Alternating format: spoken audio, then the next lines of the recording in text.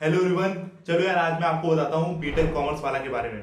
I know इस particular video का ये टाइटल नहीं है, बट अगर आपको जानना है कि मैं इस पर्टिकुलर स्टेज तक कैसे पहुंचा तो उससे पहले आपको मेरे पास्ट के बारे में थोड़ी समरी पता होनी चाहिए। सो यार चलो मैं अब आपको अपने बारे में बताता हूँ। उससे पहले दो ये जरूरी बातें। पहला ये कि मैं कोई फ्लेक्स नहीं कर रहा हूँ, मुझसे बहुत ज्यादा लोग बहुत ज्यादा कमाते हैं, ठीक है, तो ये मत समझना कि मैं कुछ फ्लेक्स कर रहा हूँ। दूसरी इंपॉर्टेंट बात कि मैं यहाँ पे कोई आपको ज्ञान नहीं दूंगा, जो मेरी जर्नी में मैंने देखा है वही आपको समझाऊंगा। बस एक ही इंपॉर्टेंट पॉइंट है कि अगर मैं कर सकता हूं तो आप आराम से कर सकते हैं।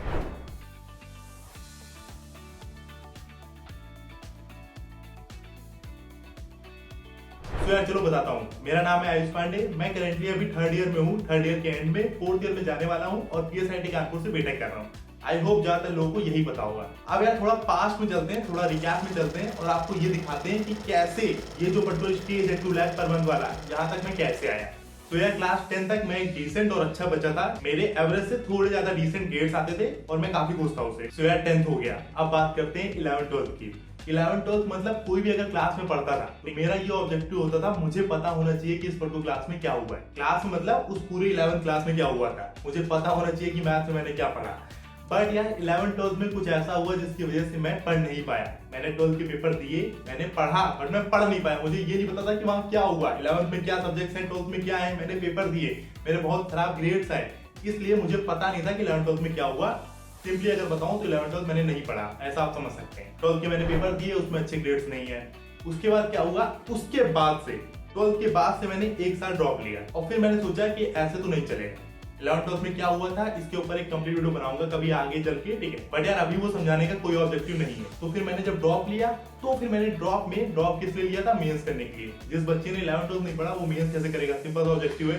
बट यार मुझे लेना था, मुझे अपने आप को प्रूव करना था, मुझे पढ़ना था बेसिकली। तो मैंने लिया एक साल का ड्रॉप में मैंने पढ़ा 11th पूरा 11th फिर से पढ़ा मैंने, 12th पूरा पढ़ा। उसके बाद मैंने मेंस का पढ़ा। मेंस से मेरे अच्छे नंबर नहीं आए, मुझे कोई अच्छा कॉलेज नहीं मिला। बट यार उसी टाइम पर मैंने AKTU का पेपर दिया था, आई होप आपको पता होगा उसके बारे में। तो उसमें मेरी काफी अच्छी रैंक आई, उससे मुझे काफी अच्छे गवर्नमेंट कॉलेज मिले।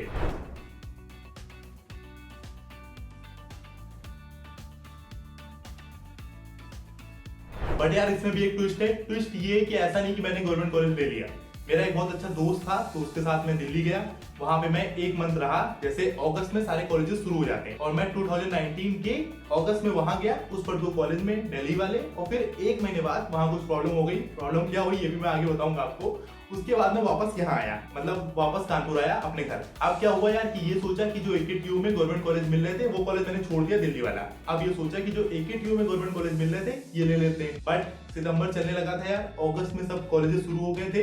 अब ये हुआ कि मुझे कोई कॉलेज नहीं मिलेगा गवर्नमेंट वाला। फिर मैंने सोचा कि कानपुर में ही कोई दूसरा कॉलेज ढूंढते हैं। तो यार कानपुर में जो बेस्ट कॉलेज था वो था अपना PSIT कानपुर, जिसमें इस पर्टिकुलर टाइम पे मैं पढ़ रहा हूँ। बट यहाँ भी पढ़ना आसान नहीं था। हुआ क्या कि मैं सितंबर में गया तो क्या होता है कि इन्होंने कहा था कि AKTU में रजिस्टर हो जाएगा मेरा नेम, आखिरी में हो जाता है बट चांसेस 50-50 होते हैं, हो भी सकता है नहीं हो सकता है, ठीक है, बट हो जाता है। तो फिर मैं सितंबर से कॉलेज जाना शुरू कर दिया PSIT वाला। फिर उसके बाद मैम ने कहा कि चांसेस कम है, बट मैम ने कब कहा, अक्टूबर के एंड में, कि चांसेस बहुत कम है, शायद आपका AKTU में रजिस्टर ना हो पाए, आपका ये पूरा साल एक और बर्बाद जाए। एक साल बर्बाद हो चुका था, एक और साल बर्बाद जाने की कगार पे था, ठीक है। बट यार क्योंकि दोस्त मेरे अच्छे थे तो जैसे ये न्यूज आई सारे मेरे दोस्त पहुंच गए वहां पे। तो उसके बाद क्या हुआ कि नवंबर के एंड में मैम ने बता दिया कि हाँ आयुष तुम्हारा रजिस्टर्ड हो गया AKTU में, अब तुम यहीं पढ़ोगे, PSIT के स्टूडेंट हो तुम फाइनली। तो आप देख सकते हैं कि 3 महीने तो मैं ऐसे ही कॉलेज गया, मैं स्टूडेंट भी नहीं था उस टाइम पर, ठीक है। बट हाफ फीस मैंने सबमिट कर दी थी तो इस हिसाब से चला। उसके बाद मैंने बाकी की हाफ फीस सबमिट कर दी। अब यार एक ट्विस्ट और आएगा। ट्विस्ट ये आएगा यार कि मेरे कॉलेज में PSIT कानपुर में मुझे गवर्नमेंट कॉलेज मिल रहा था। गवर्नमेंट कॉलेज में अटेंडेंस की कोई पॉलिसी नहीं होती है, मैं अपने ऊपर आराम से काम कर सकता था। बट सिंपल लाइफ तो रही नहीं है मेरी। तो फिर क्या हुआ कि मुझे 90% अटेंडेंस पॉलिसी है PSIT में, 90% अटेंडेंस आपको मेंटेन करनी ही पड़ेगी। तो फिर यार मैंने फर्स्ट सेमेस्टर में सोचा कि मुझे करना क्या, या तो मैं 90% अटेंडेंस पॉलिसी कंप्लीट कर सकता हूँ और या तो मैं अपनी लाइफ बना सकता हूँ। क्योंकि यार हर रोज कॉलेज आके तो आज तक मुझे नहीं लगता किसी ने कुछ किया है, ठीक है, मेरा पर्सपेक्टिव है ये, आपका कुछ और भी हो सकता है। तो फिर मैंने क्या किया, मैंने सोचा, क्योंकि उस टाइम पे ना मेरे पास पैसे थे, स्टार्टिंग में फर्स्ट टाइम कुछ कर भी नहीं रहा था और ना ही इतने खुश थे घर वाले कि कोई सपोर्ट कर दे, क्योंकि यार ना ही फर्स्ट ईयर मेरे पास पैसे थे। क्योंकि अगर आपकी अटेंडेंस कम हो गई, मानो 90% अटेंडेंस चाहिए और मेरी 80% रह गई, तो पर लेक्चर का कुछ रुपए होता है और वो 10% मतलब 80% रह गई, 90% होनी चाहिए। तो 10% का जो भी पैसे होते हैं उस हिसाब से आपको पैसे देने पड़ेंगे कॉलेज को, क्योंकि आप उस पर्टिकुलर टाइम पे फर्स्ट ईयर में ना मेरे पास पैसे थे और ना ही मैं उस पर्टिकुलर स्टेज पे था कि अपने पेरेंट्स से मांगू, क्योंकि फीस सबमिट करना ही बड़ी बात है। अब मैं ये कहूँ कि मैं कॉलेज नहीं जाऊंगा, आप लेट फीस भी सबमिट करो अटेंडेंस की, तो ये तो कोई सेंस नहीं है जब तक आप कुछ बन नहीं जाते। आज भी यार ये ऑप्शन नहीं है, अगर मैं अटेंडेंस मेरी कम रह जाए और मुझे लेट फीस सबमिट करनी पड़े, अटेंडेंस की फीस सबमिट करनी पड़े, तभी मैं पेरेंट्स से नहीं मांग सकता, मुझे खुद से देनी पड़ेगी, ठीक है। तो मैंने यही सोच लिया कि कुछ ऐसा करेंगे कि पैसे कमाएंगे, अटेंडेंस कम रखेंगे और फिर मैं लेट फीस जो भी फाइन आएगा वो सबमिट कर दूंगा। ये फर्स्ट ईयर के फर्स्ट सेमेस्टर में मैंने सोच लिया था कि यही करना है, क्योंकि लाइफ में कुछ करना है, ये पहले से गोल था मेरा।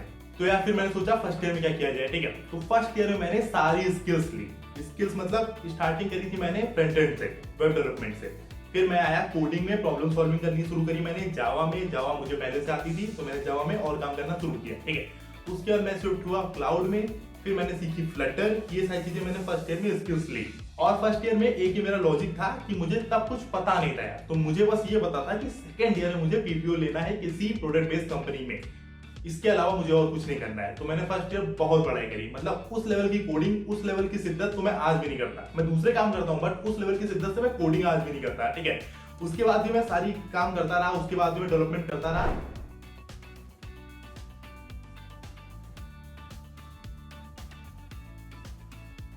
बट मैंने सेकेंड ईयर से सोचा कि यूट्यूब चैनल खोलता हूँ। क्यों सोचा? क्योंकि उस टाइम पे कोविड आया था, ठीक है।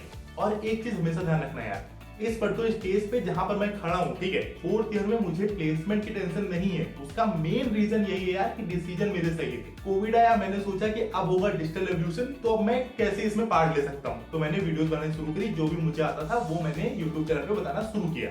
और यही पे डिसीजन मेरा चेंज हुआ। इस वजह से जो बाकी क्लासमेट है मेरे, वो सब लोग इस पर्टिकुलर टाइम पे प्लेसमेंट के लिए बहुत ट्राई कर रहे हैं, हार्ड ट्राई कर रहे हैं, और इससे उनके इफेक्ट होती है हेल्थ भी और वेल्थ भी। बट उस पर्टिकुलर टाइम पे एक सही डिसीजन से मेरे आज मैं इस स्टेज पे हूं कि अगर प्लेसमेंट ना भी हो, क्योंकि मेरे पास वैसे भी 3-4 ऑफर हैं, मैं लिंक्डइन पे डाल चुका हूं पहले, बट अगर मैं अलग से प्लेसमेंट डाल लूं कोई बड़ी, तब भी कोई ऐसा प्रॉब्लम नहीं आएगी, because at this moment I earn more than any software developer. So पहली लर्निंग ये यार कि डिसीजन अपने जरूर सही लेना, सही टाइम पे सही डिसीजन लोगे तो बहुत आगे जाओगे। तो यार ये थी समरी, जिसमें मैंने आपको शॉर्ट में थोड़ा अपनी लाइफ के बारे में बताया। बाकी और भी बहुत सारी चीजें मैं आपको बताऊंगा डिटेल वीडियोस में, ठीक है।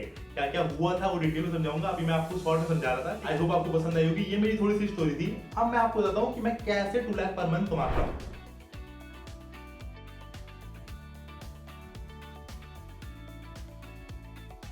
उसके लिए मेजरली इस पर्टिकुलर टाइम पर मेरी 5 इनकम सोर्सेज है। 5 इनकम सोर्सेज जो है वो मैं आपको बताऊंगा, और जो मेरा फ्यूचर गोल है वही मैं आपको बताऊंगा। तो पहली जो मेरी इनकम सोर्स है, जहां से मेरे 50 से 60% पैसे आते हैं,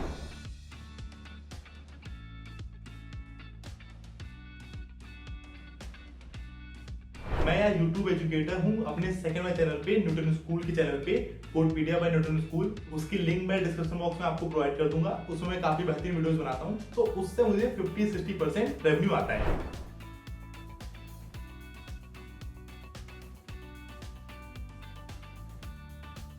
सेकेंड रेवेन्यू की जो सोर्स है मेरी, वो है मेरा यूट्यूब चैनल, जहां से मुझे 10 से 20% रेवेन्यू आता है पूरे मंथ का।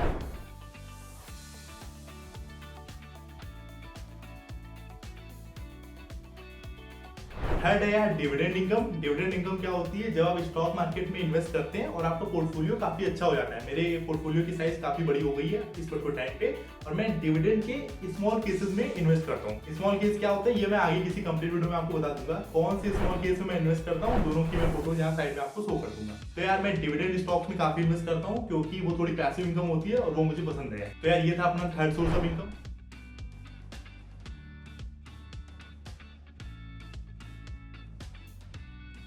फोर्थ सोर्स ऑफ इनकम है यार एफिलिएट। एफिलिएट ज्यादा कुछ नहीं है, एफिलिएट का बहुत ही कम इनकम आता है, बहुत ही कम इनकम सोर्स है मेरे पूरे मंथ का। बट ये कंपाउंडिंग इफेक्ट है यार इस पर्टिकुलर इनकम सोर्स में। स्टार्टिंग में कम होती है बट समय के साथ साथ ये बढ़ती रहती है। अभी तो बहुत कम होगी यार, 5% होगी पूरे मंथ की। और ये एफिलिएट से मैं कैसे कमाता हूँ, जो डिस्क्रिप्शन बॉक्स में लिंक होती है किसी भी वीडियो के, उससे अगर आप कुछ बाई करते हैं तो उससे मुझे कुछ स्मॉल पोर्शन मिलता है। वो बहुत ही कम होता है, बट ये कंपाउंडिंग इफेक्ट है, जैसे मैंने आपको एक्सप्लेन किया। ये थी यार अपनी fourth source of income.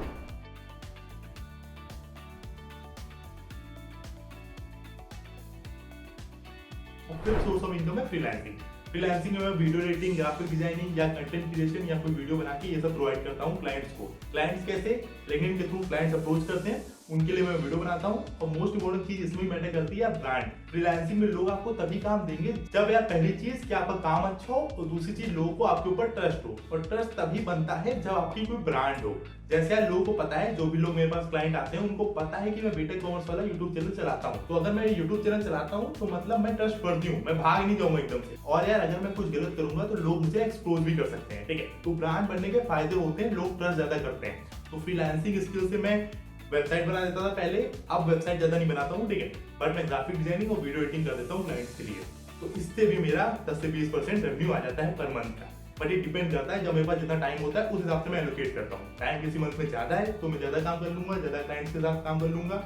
Time अगर कम है तो फिर मैं ज्यादा काम नहीं करता क्लाइंट्स के साथ मेनली। सो यार ये अभी करेंटली मेरी 5 इनकम सोर्सेज थी, ये वैरी करती रहती है पूरे मंथ में। और यार इन फ्यूचर मुझे और इनकम सोर्सेज करनी है, अप्रॉक्स 7 to 10। उनके लिए मैं काम कर रहा हूँ, धीरे धीरे आपको पता चल जाएगी कौन सी इनकम सोर्सेज हैं, फिर से मैं वीडियो बना दूंगा आगे चल के। सो यार ये कंप्लीट वीडियो थी। आई होप जो रेवेन्यू वाला पार्ट था वो तो मैंने काफी कम बताया, बट मैंने आपको स्टार्टिंग में अपनी स्टोरी बताई, क्योंकि ये जो सीरीज आने वाली है इसके बाद भी कुछ वीडियोज आने वाली है जिसमें मैं आपको बेसिकली बताऊंगा मेरे बारे में, क्योंकि आपको पता होना चाहिए। सिंपल चीज यही है कि अगर मैं कर सकता हूँ, ट्रस्ट मी, आपको पूरी स्टोरी अभी नहीं पता है, अभी तो मैंने आपको शॉर्ट में बताया, बट अगर मैं आपको कंप्लीट स्टोरी बताऊं अपनी, ठीक है, उसके बाद अगर मैं इस स्टेज पे आ सकता हूँ, आई नो कुछ बड़ी स्टेज नहीं है यार, बट इंडिया में अगर सिर्फ 1% है जो 1 लाख रुपए कमाते हैं, तो थोड़ी बहुत तो कुछ होगी यार। अगर 99% किसी चीज के पीछे भाग रहे हैं तो आई होप कुछ तो वैल्यू होगी उस। एंड यार अगर ये काम मैं कर सकता हूँ तो आप आराम से कर सकते हैं। बस मेन चीज यही है यार, कोई एक स्किल सीखो, उसमें टॉप 1% में आ जाओ, आप बहुत पैसे कमाएंगे।